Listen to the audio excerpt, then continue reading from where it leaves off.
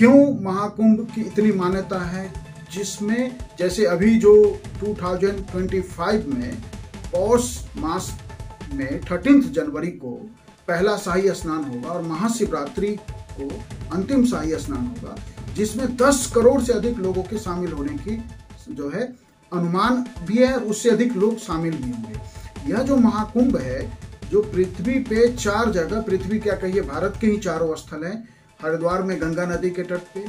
उज्जैन में शिप्रा नदी के तट पे, गोदावरी नदी के तट पे नासिक में, और गंगा यमुना और सरस्वती के संगम पे प्रयाग में, जिसका आधुनिक नाम प्रयागराज है। वैसे अब सरस्वती नदी तो लुप्त हो गई है, लेकिन जो है मान्यता में सरस्वती नदी अब भी मौजूद है। तो माना यह जाता है कि बृहस्पति, सूर्य और चंद्रमा के ज्योतिषीय स्थिति के आधार पे 12 वर्षों के चक्र का एक पालन जो है होता है, और उसी 12 वर्ष के जो इस चक्र का सिस्टम है, उससे ये महाकुंभ जो है 12 वर्षों पे आयोजित होता है। अब ये महाकुंभ पृथ्वी पे होता क्यों है, तो उसके पीछे कहानी यह है कि देवताओं ने समुद्र मंथन किया, और उस समुद्र मंथन से जो अमृत कलश निकला, वो अमृत कलश अमरता का प्रतीक है कि उस अमृत कलश के पान करने से अमर होने की स्थिति बन जाए। तो राक्षसों ने या असुरों ने यह सोचा कि अमृत कलश किसी तरह हाथ लग जाए तो वह जो है वह अमर हो जाएंगे। अब उस अमृत कलश की रक्षा के लिए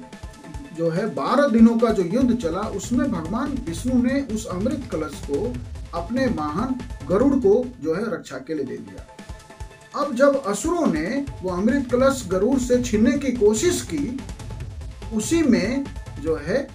उसकी कुछ बूंदें जो है गिर गई 12 अलग अलग स्थानों पे, जिसमें 8 जगह तो देवलोक में है और 4 जगह हरिद्वार, नासिक, उज्जैन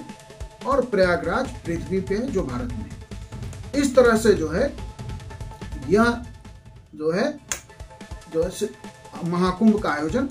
होता है। अब ये मान्यता है कि अलग अलग शहरों में अलग अलग वो परिस्थिति क्या बनती है, वो ज्योतिषीय गणना क्या है कि तो जब बृहस्पति देव यानी गुरु ग्रह वृषभ राशि में हो और सूर्य ग्रह मकर राशि में हो तो कुंभ मेला प्रयागराज में हो। जब सूर्य ग्रह मेष राशि में गोचर कर चुके हों और बृहस्पति देव कुंभ राशि में गोचर कर चुके हों तो कुंभ मेला हरिद्वार में होगा। जब सिंह राशि में गुरु ग्रह और सूर्य ग्रह दोनों एक साथ मौजूद हों तो कुंभ मेला नासिक में होगा। जब सूर्य ग्रह मेष राशि में विराजमान हो और गुरु जो ग्रह हैं सूर्य देव की राशि में विराजमान हो तो यह महाकुंभ उज्जैन में आयोजित होता है। अर्धकुंभ जो है हर 6 वर्ष पे हरिद्वार में प्रयागराज में आयोजित होता है। ये कुंभ मेला का ये 12 वर्षों का चक्र क्या है, तो मान लीजिए कि उदाहरण के लिए कि कुंभ मेला उज्जैन में हुआ इस वर्ष, एक हम समझने के लिए एक बात समझते हैं, तो इसके 3 वर्ष बाद जो है वह हरिद्वार में होगा, उसके 3 वर्ष बाद वो नासिक में होगा और फिर उसके 3 वर्ष बाद जो है उज्जैन में होगा। तो इस तरह से ये 12 वर्षों का चक्र चलता है। अब ये 12 वर्षों पे क्यों होता है, 12 वर्षों के अंतराल पे, तो हमारा जो 1 वर्ष है वो देवताओं का 1 दिन है। तो 12 वर्ष देवताओं के उन 12 दिन वह ग्रहों की स्थिति, वह ज्योतिषीय स्थिति जिसमें वो सारी ग्रहों की स्थिति से यह महाकुंभ का आयोजन होता है। उस ग्रहों की स्थिति में उस महाकुंभ के दौरान उस नदी का या उस हरिद्वार, नासिक, उज्जैन का जो जल है वो अमृत में बदल जाता है। और ऐसी मान्यता है कि जब हम उसमें स्नान करते हैं और ध्यान करते हैं तो हम मनुष्य जो हैं सारे हमारे जो पाप हैं नष्ट हो जाते हैं। और यहाँ तक मान्यता है कि मनुष्य जीवन और मृत्यु के चक्र से जो है मुक्त हो जाता है। यह महाकुंभ में जब भी जो पहला शाही स्नान होता है उसमें सबसे पहले नागा साधुओं को जो मौका दिया जाता है। नागा साधुओं को सबसे पहले क्यों मौका देते हैं, तो नागा साधुओं की हिंदू और सनातन संस्कृति में सेनापति की स्थिति है कि यह हिंदू संस्कृति के सेनापति हैं, इसलिए सबसे पहले जो शाही स्नान होगा उसमें नागा साधुओं को मौका दिया जाएगा। फिर उसके बाद अन्य जितने हिंदू धर्म के सभी वर्ग हैं, हिंदू धर्म का हर एक वर्ग, हिंदू धर्म का हर एक ग्रुप,